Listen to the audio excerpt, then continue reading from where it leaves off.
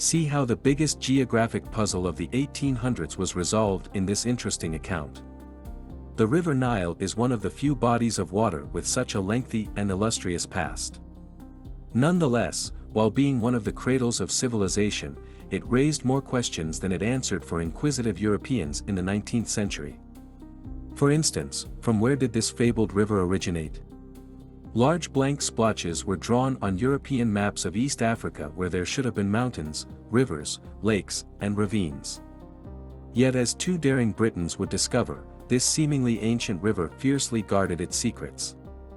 These two men, one a temperamental genius and the other a jealous but obedient soldier, found their relationship as challenging to manage as the topography of the continent. Candice Millard vividly depicts a true story of tenacity, perseverance, and rivalry in River of the Gods.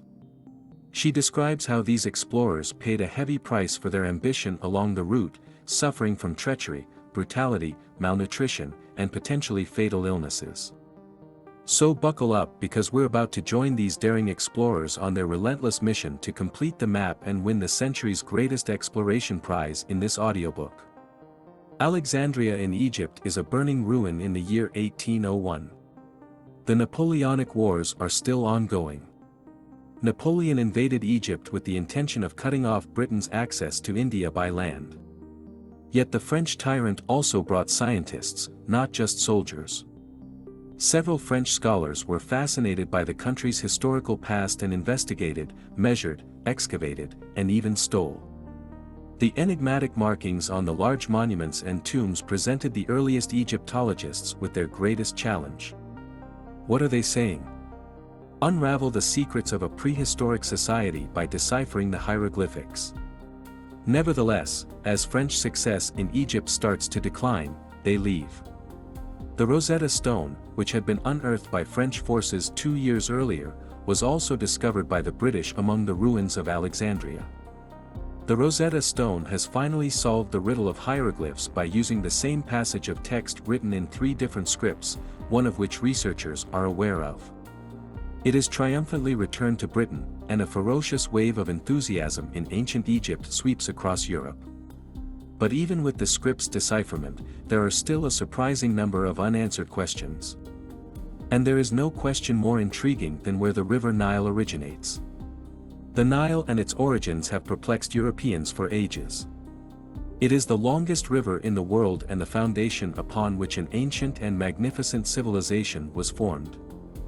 Failure and rumors abound. A Greek trader claimed it originated in 2 enormous lakes fed by snow from what he dubbed the Mountains of the Moon. Ancient writers like Herodotus had made wild assumptions about its source. To find it, 2 Roman emperors sent out fruitless expeditions. In fact, the ancient Romans were prone to exclaim that it would be easier to find the source of the Nile when their efforts proved fruitless. For the Europeans, this is a time of discovery and colonialism. They think they can play anywhere in the world. The greatest geographical puzzle of our time is where the Nile originates. The White and Blue Niles, the 2 main branches of the Nile, are already known to them, and by 1770, James Bruce, a Scotsman, had even reached the source of the Blue Nile's shorter offshoot. The origin of the White Nile, however, is still unknown. That is more complicated than just sailing a boat upstream. In addition to the complex network of tributaries, there is also the Sud, a vast and crowded marsh that is practically impassable. When the Royal Geographical Society was established in London over 30 years later, in 1830, it quickly realized that someone would have to travel overland from the coast of East Africa. This will only marginally ease the Odyssey. Each aspiring explorer will have to contend with hundreds of miles of difficult and forgiving terrain that has not yet been explored by Europeans, as well as the specter of deadly animals, crippling disease, and maybe hostile communities. They will need to be adept at conducting a wide range of scientific observations, including ethnology, botany, and cartography.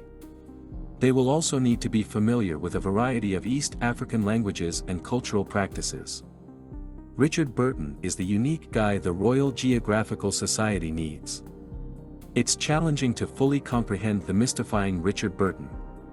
Burton, who was born in Britain but traveled extensively throughout Europe as a child because of his urbane and affluent family, has always been interested in different people, places, and civilizations.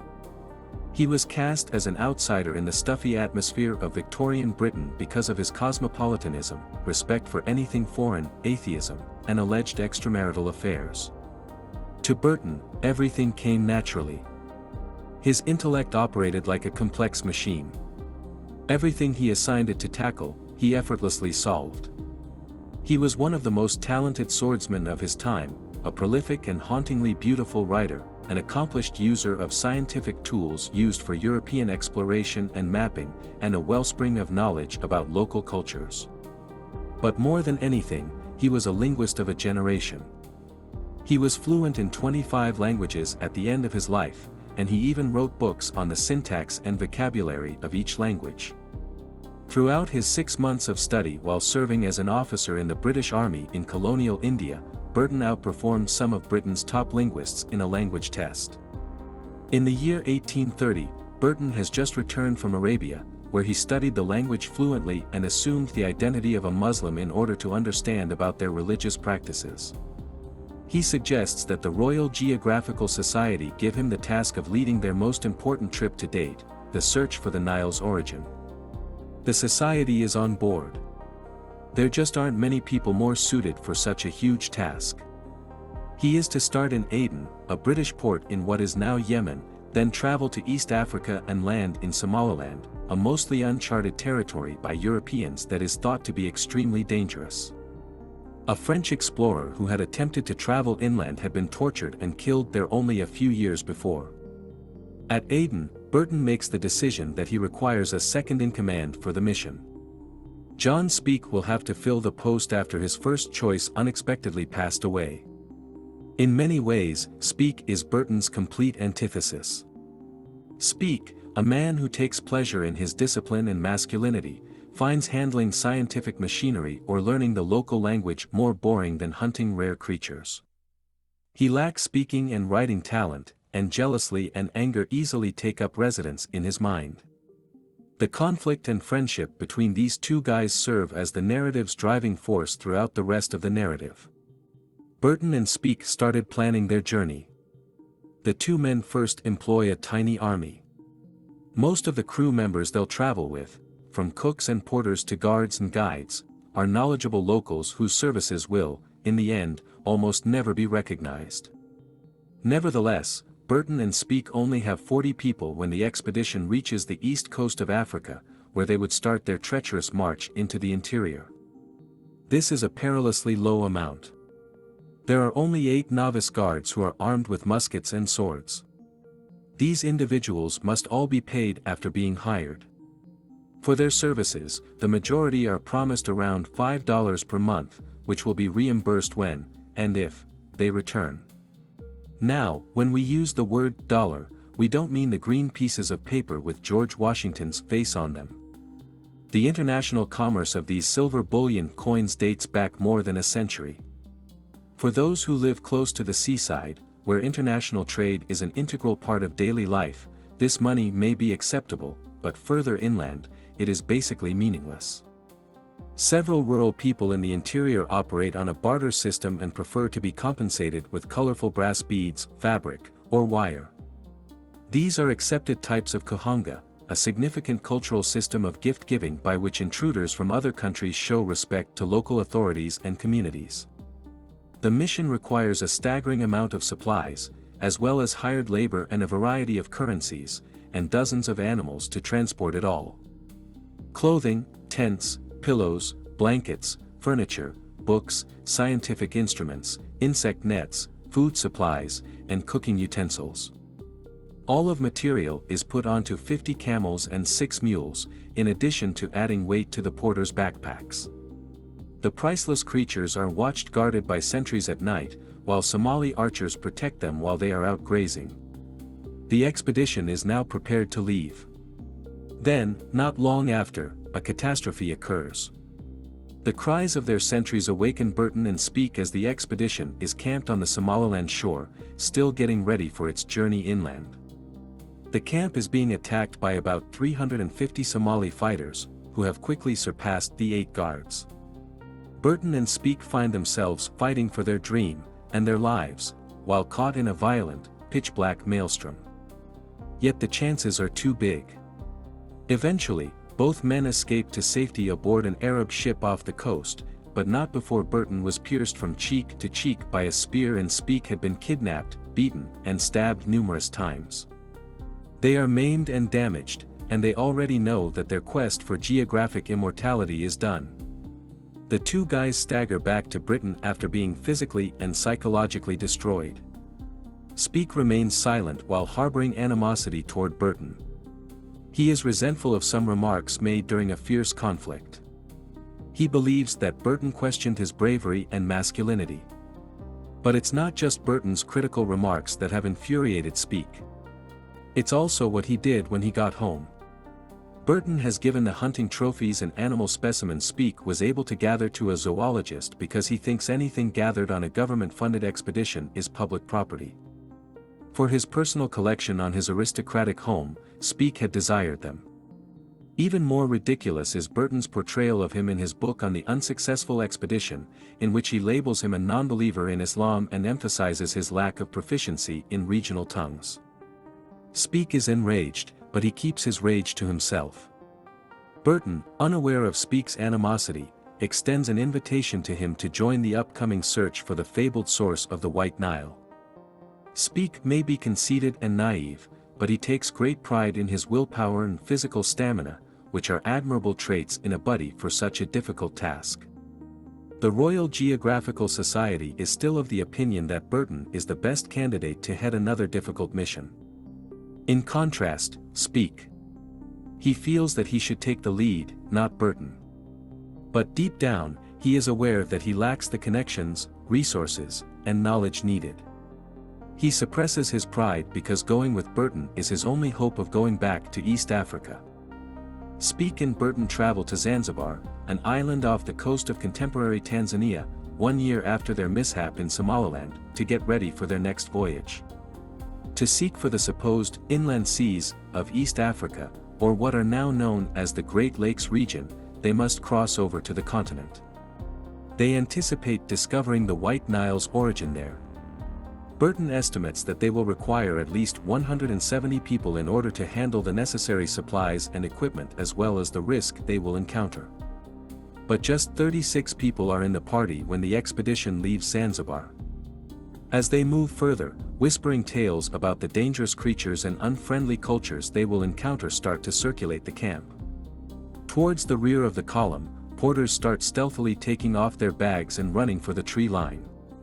After barely a few weeks on the road, in July 1857, Burton and Speke are down to just 27 passengers. Also, they are going slowly, which is hazardous for an expedition with few supplies. They go 11 miles each day on average over the first 3 weeks. On certain days, they are unable to move at all because of a fever or injuries sustained from animals, insects, or rough terrain. Nonetheless, they continue to fight on despite the brutal sun and monsoon torrents, the suffocating humidity that causes their weapons to rust, the steep ravines, the dense jungle, the murky bogs, and the razor-sharp grass.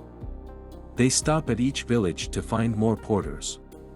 Soon, they will number more than 100.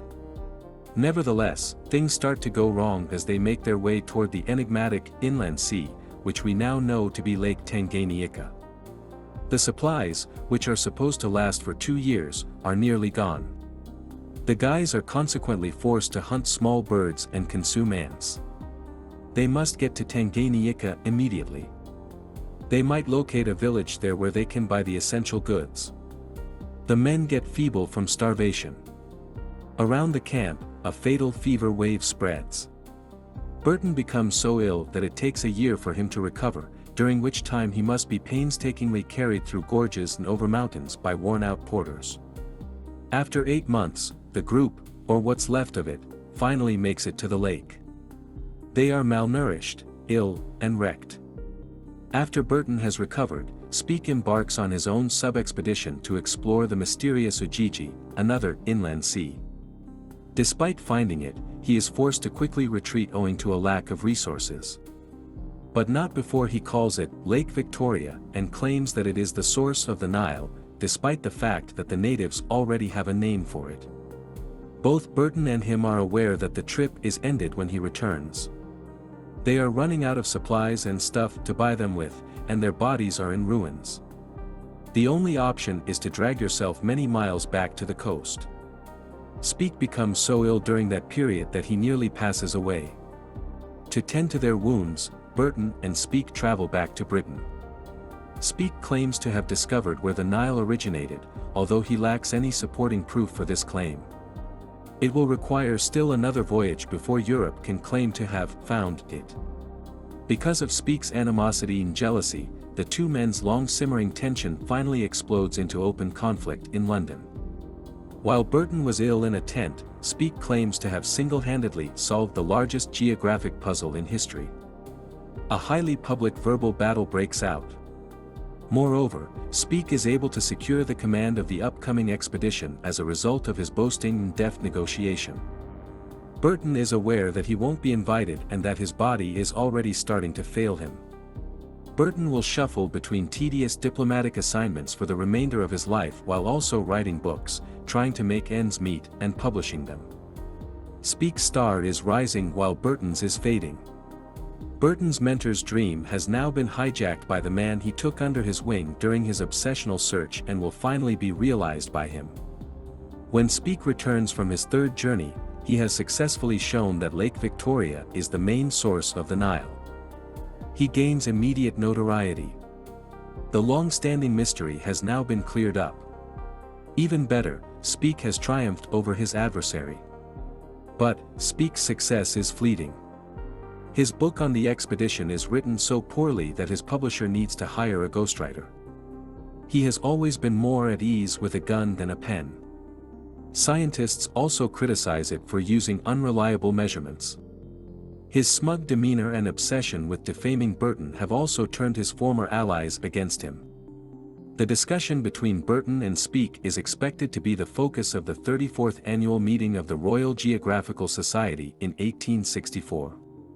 Everyone is aware of Speke's feeble delivery and Burton's lethal oratory skills.